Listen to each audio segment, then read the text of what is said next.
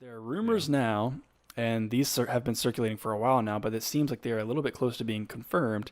Apple Glass is a thing that's coming out, presumably at the end of 2021 or beginning of 2022.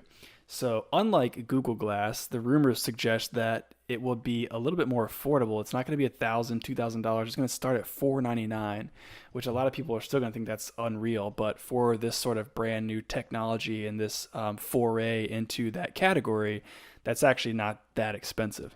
Yeah. Um, this article that I was reading, which was from Mac Rumors, says that there will be displays in both lenses that are be interacted via gesture. And I'm assuming the gestures would be on the frames of the glasses. Um, there's not really details on what specifically that user interface would include.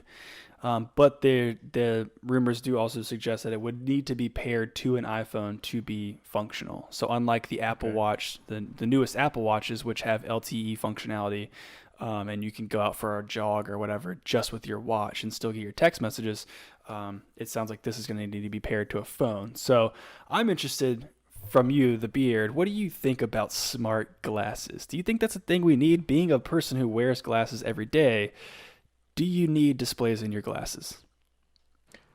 Interesting that you ask that. I actually do know a little bit more about the AR goggles. I didn't realize that that's what we were going to be talking about. I actually have something that I'm going to be bringing up very soon as a part of the tech segment here.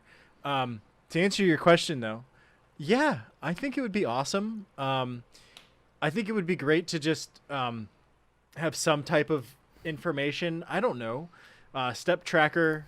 You know, what I don't know what direction you're facing, like modular stuff, text messages. I don't really care so much about the text messages, but like, Yeah, yeah, yeah. um, there's a lot of different things that I think would be very useful.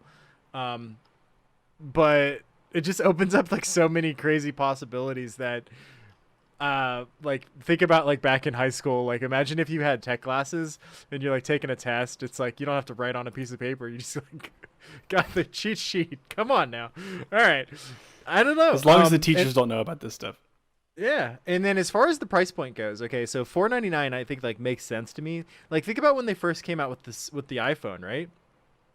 Or Yeah. like the what was it, the chocolate or whatever? It was like $500 or something like that. So based on inflation, I mean, honestly, the value is probably less than what those, would have been back then. So I think that's fair, and really a pair of a head-mounted display like Oculus or something along those lines is going to cost you, more than that or around that number anyway. So Right, right.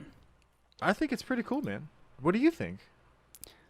I think it's easier. I mean, so we're talking, just so you guys know, I mean, I pulled up a picture here. Maybe I should try sharing my screen with you to see if, I mean, this is obviously just a concept. Let me share my screen with you really quick. Okay. Hopefully this works on my like pseudo Wi-Fi internet connection here and doesn't screw things up. But I'm not going um, to be able to blow it up. I just realized. oh no, okay, let's Actually, not hold do on. Let that me then. let me try something real quick. Okay, live TV, folks. This is live TV. Live TV. Gotta love it. We'll take this out in post, I guess. Um, oh no, we're good. Leave We're it in. good. Leave it in. Okay, Okay, we're cool. good. I'm transitioning over to you now, so they can see it. Okay, cool. So, I mean, obviously, this is just a concept. I mean, in the technology world, if you guys don't follow the technology world very closely, when devices start to get I mean, they'll start making predictions about new devices like a couple of years out, just based on like patents that different companies file. So if Apple files a patent or Samsung files a patent for some new technology, they just automatically begin speculating on what a device will look like. So what you're seeing on this image here is just a render, probably some kind of concept. But this is just to paint a picture for you guys. This is literally just regular glasses like you would normally see, but some sort of projection onto the glass that makes it, a display for your eyeball. Um, and then Cool. the frames here on the right, obviously, would probably be what is gesture controlled. So you could swipe forward or backwards or tap on it and do whatever to interact with the display. So my standpoint is, unless you're a person who wears glasses every day already, this is going to be something that's going to be hard for you to get into. It's just like if you've never worn a watch in your life, and I used to be this person. I used to never wear a watch. But then, I'd put it, I thought like a watch was cool and I put it on and like, you just feel weird wearing it sometimes. Right. So for the glasses thing, like for me, I would just feel weird wearing glasses around because I've never worn glasses in my life. So I think that's the number one hurdle for people is to get comfortable just looking different. Yeah. Now, when it comes to like the actual use case of it, to your point, I could see it being beneficial from like let me figure out, which do I turn left here? Do I turn right here? How many steps have I taken? Maybe a text message notification pop up. So I do think there's some use case there, but also, do we need this really? Like, have we gotten to that point in society where like I need to know, I have no choice but to see a notification come through on my phone, right? Like if I'm busy at work, I can just turn my phone over and I don't see the notifications come through. But if you're wearing these glasses all day, you have no choice but to look at that notification. So I don't know. I want to input on that real quick. Yeah. So I don't think that's the value add, right? Notifications, that's annoying. Advertisements, that's annoying. What I think people would use them for, I'm going to transition us back, by the way.